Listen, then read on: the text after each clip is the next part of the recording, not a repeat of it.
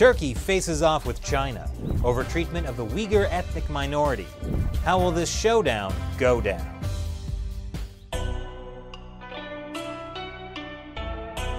This is China Uncensored. I'm Chris Chappell. Subscribe to our YouTube channel for the latest China news, and click the notification bell so you get an alert each time we publish a new episode. The Uyghurs. They're the dominant ethnic minority in the Xinjiang Uyghur Autonomous Region of China. That's its official name because it's totally autonomous. You know, other than the massive state security apparatus the Chinese Communist Party has installed in Xinjiang. The security here is incredibly tight. There are armored cars on the street, police stations on every corner, and tons of surveillance cameras. In the past year, police have stepped up security. The region is now under what's probably the most intense government surveillance in the world. Not to mention the government workers literally being sent into people's homes to spy on them. I mean, who doesn't like being watched 24/7 with the threat of detention hanging over your head at all times? I can't imagine why any Uyghurs would want independence from China. For years, the Chinese Communist Party has targeted the Uyghurs. They're a mostly Turkic Muslim group, so the party justifies it as a crackdown on terrorists. And it is true some Uyghurs from Xinjiang have joined terrorist groups like ISIS. But authorities have detained more than 1 million Uyghurs in concentration camps. So that makes you wonder, do Chinese authorities think all Uyghurs are terrorists? Well, that would be taking it too far. Chinese authorities clearly don't think all Uyghurs are terrorists. For instance, Uyghur women make great wife material. Since, you know, there are about 30 million more men than women in China, it's because of the extremely well thought out one-child policy that resulted in the abortions of tens of millions of unborn girls. Now, many Western countries have spoken out against the persecution of Uyghurs, including the Trump administration, because when you think defending Muslims, you think Donald Trump. And Speaker of the House Nancy Pelosi just last week said that she spoke with Secretary of State Mike Pompeo about doing more to help the Uyghurs. More proof of how the Chinese Communist Party is bringing Democrats and Republicans together. It's heartwarming, really. But in the upside-down world we live in, Muslim countries, by and large, have remained silent about the Chinese regime's treatment of Muslims. Does that have anything to do with the billions of dollars China is investing in these countries? I'm not saying it's about money, but I'm not saying it's not about money. Think about that. But the Muslim world's silence on the Chinese regime's persecution of Muslims has started to change, and it has started with one of the most unlikely countries, Turkey.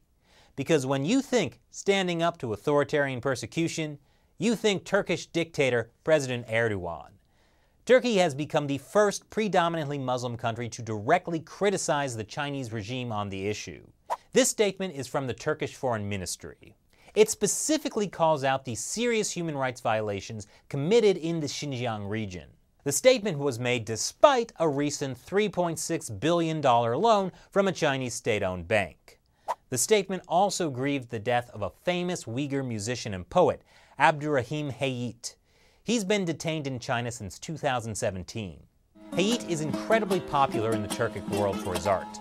So, what was the Chinese regime's response? The report of his death was greatly exaggerated. China released this video, supposedly of Heyit, saying, "Hey, I'm fine." My name is Abdurhim Heyit. Today is February 10th, 2019.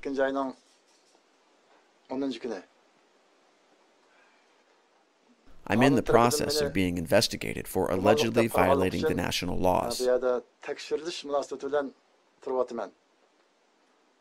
I'm now in good health and have never been abused. Oh, well, that was a bit of a snafu. The Chinese Foreign Ministry was quick to gloat. Turkey's ridiculous lie of describing a person who is alive as a dead person and its groundless accusations are terribly wrong and irresponsible.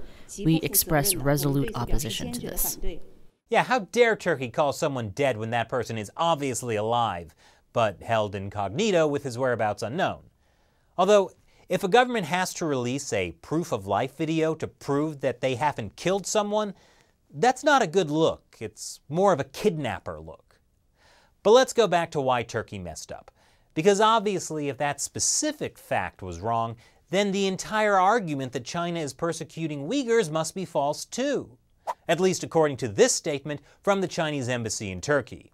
The allegations that the Chinese government is trying to eliminate the ethnic, religious, and cultural identity of the Uyghurs and other Muslim groups are completely untenable.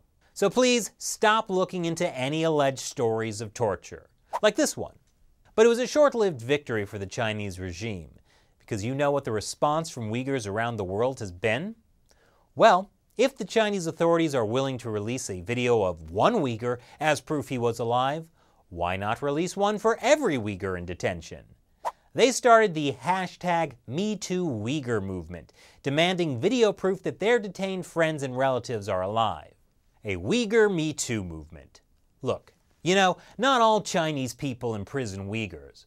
In fact, some Uyghurs even fake it. Some Uyghurs just accidentally fell down the stairs into concentration camps, while in the process dropping their children into faraway Chinese boarding schools where they're forbidden from speaking their native language. Look, what I'm trying to say is stairs are dangerous and stop asking questions. So, what does this mean for Turkey's relationship with China? Turkey hasn't officially responded since China released the video they say is of hate. But according to the Mercator Institute for China Studies, Turkey is too important for China as an access point to the Middle East. So the long-term blowback will probably be small. And before we go, now is the time when I answer questions from you, my loyal 50-cent army, fans of the show who support what we do through the crowdfunding website, Patreon. David Michael White asks, Chris, in your opinion, what's the greatest love story in Chinese literature? Oh, well, I'm sure the right answer is probably the characters from Dream of the Red Chamber, one of the 4 classics of Chinese literature. It involves 2 star-crossed lovers bound together by a tragic karmic relationship. And let me just say, what I just said makes it sound way more interesting than it actually is. Now I know I'm going to get some blowback for this, because Dream of the Red Chamber is beloved by Chinese people everywhere. But it must lose something in translation, because seriously, it's 3,000 pages, divided into 5 volumes, and in one of them, literally the biggest plot point is the characters form a poetry club. Yeah, that's the main thing that happens. Like, honestly, I would say the relationship between the Monkey King and the Tang Monk in Journey to the West is a better romance. Or maybe the bromance of the 3 brothers in Romance of the 3 Kingdoms. In fact, yeah, that's what I'm going to say is my answer.